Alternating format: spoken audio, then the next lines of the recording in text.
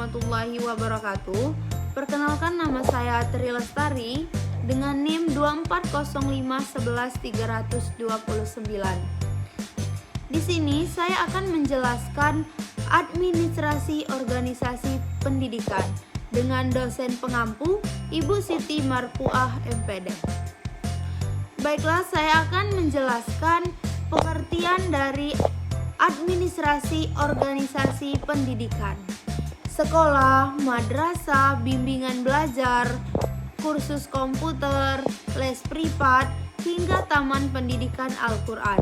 Semua ini disebut organisasi pendidikan karena di dalamnya ada sekelompok orang yang bekerja sama untuk mencapai tujuan pendidikan, untuk mencapai pendidikan yang tertib, teratur, efektif, maka diperlukan administrasi. Inilah yang disebut administrasi. Organisasi pendidikan yaitu cara atau usaha untuk mengatur lembaga pendidikan baik formal maupun non-formal supaya berjalan efektif. Selanjutnya saya akan menjelaskan apa saja unsur-unsur administrasi organisasi pendidikan. Yang pertama itu ada program. Program adalah rencana atau kegiatan yang akan dilaksanakan oleh lembaga pendidikan untuk mencapai tujuan pendidikan. Fungsinya itu adalah menjadi pedoman bagi seluruh kegiatan lembaga sehingga semua kegiatan terarah dan terorganisir. Contohnya kurikulum, ekstrakurikuler, program literasi, pelatihan guru, atau program tahunan sekolah. Program harus jelas, realistis, dan disesuaikan dengan kebutuhan peserta didik serta sumber daya yang tersedia. Yang kedua itu ada anggota atau peserta dan pihak terkait. Anggota adalah semua pihak yang terlibat dalam organisasi pendidikan, termasuk siswa, guru, dan tenaga kependidikan, dan kadang juga orang tua atau masyarakat. Fungsinya adalah menjalankan peran dan tanggung jawab masing-masing dalam menciptakan tujuan pendidikan. Contohnya, siswa sebagai penerima pendidikan, guru sebagai pelaksana program pembelajaran, dan staf administrasi sebagai pendukung kelancaran kegiatan. Setiap anggota harus memahami tugas dan kewajiban mereka agar organisasi berjalan efektif. Yang ketiga itu adalah keuangan. Keuangan adalah semua sumber daya uang yang digunakan untuk mendukung operasional lembaga pendidikan. Fungsinya adalah membiayai seluruh anggota dan kegiatan pendidikan termasuk gaji guru, pembelian alat belajar, kegiatan ekstrakurikuler, dan pemeliharaan sarana. Contohnya dana BOS di sekolah negeri. Yang kedua itu sumbangan masyarakat atau iuran sekolah di lembaga swasta. Pengelolaan keuangan harus transparan, akuntabel, dan sesuai. Yang keempat itu adalah tenaga pengajar atau tim.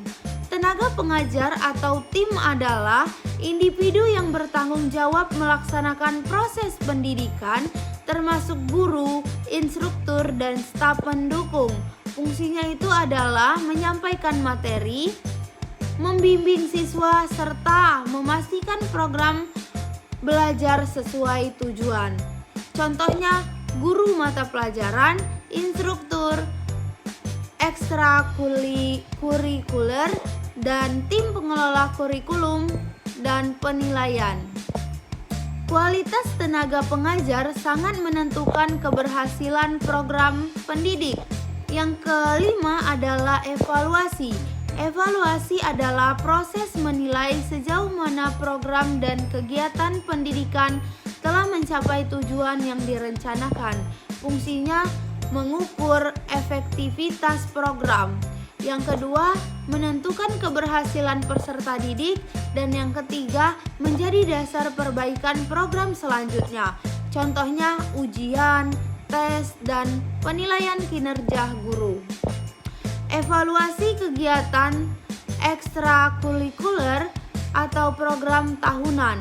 Evaluasi harus sistematis, objektif, dan berkelanjutan agar organisasi pendidikan dapat terus berkembang. Selanjutnya, contoh penerapan nyata administrasi dalam organisasi, mahasiswa atau usaha privat. Salah satunya adalah organisasi mahasiswa, misalnya Himpunan Pendidikan Kimia. Yang pertama itu ada program.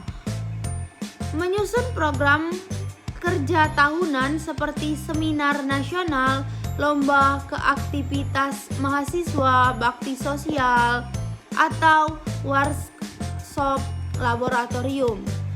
Semua program dituangkan dalam dokumen rencana kerja yang jelas dengan tujuan, jadwal, dan indikator keberhasilan. Yang kedua itu ada anggota. Anggota terdiri dari pengurus inti seperti ketua, sekretaris, bendahara, dan anggota aktif. Setiap anggota memiliki tugas spesifik, misalnya sekretaris bertanggung jawab sebagai administrasi surat menyurat, bendahara sebagai mengelola keuangan, dan anggota aktif melaksanakan kegiatan. Dan yang ketiga itu keuangan.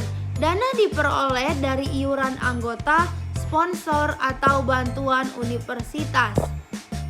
Penggunaan data dapat dipahami dengan rapi, yaitu pembayaran kegiatan, perlengkapan seminar, konsumsi, dan dokumentasi. Baiklah, saya akan menyimpulkan atas materi yang sudah saya jelaskan tersebut, bahwa mempelajari administrasi organisasi pendidikan membantu mahasiswa memahami bagaimana sebuah lembaga pendidikan dapat berjalan secara sistematis, efektif, dan efisien. Mahasiswa belajar mengenai perencanaan program, pengelolaan anggota, tenaga pengajar, pengelolaan keuangan, serta proses evaluasi untuk meningkatkan kualitas pendidikan. Pengetahuan ini menjadi pondasi penting bagi mahasiswa yang akan menjadi peserta didik atau tenaga pendidik. Mahasiswa yang akan menjadi pendidik atau pengelola lembaga pendidikan agar mampu menciptakan lingkungan belajar yang tertata dan produktif. Adapun refleksi bagi mahasiswa sebagai calon pendidik atau pengelola lembaga. Yang pertama itu memahami administrasi, organisasi pendidikan, meningkatkan kemampuan manajerial dan kepemimpinan. Yang kedua, membantu mahasiswa merencanakan dan melaksanakan program pendidikan dengan lebih profesional. Dan yang ketiga itu membekali mahasiswa dapat keterampilan pengelolaan sumber daya manusia, keuangan, dan sarana prasarana. Dan yang keempat itu memudahkan mahasiswa dalam evaluasi dan perbaikan keberlanjutan sehingga lembaga pendidikan yang dikelola selalu berkembang. Mungkin itu saja penjelasan mengenai administrasi organisasi pendidikan dari saya. Saya akhiri. Wabillahi taufiq wal hidayah. Wassalamualaikum warahmatullahi wabarakatuh.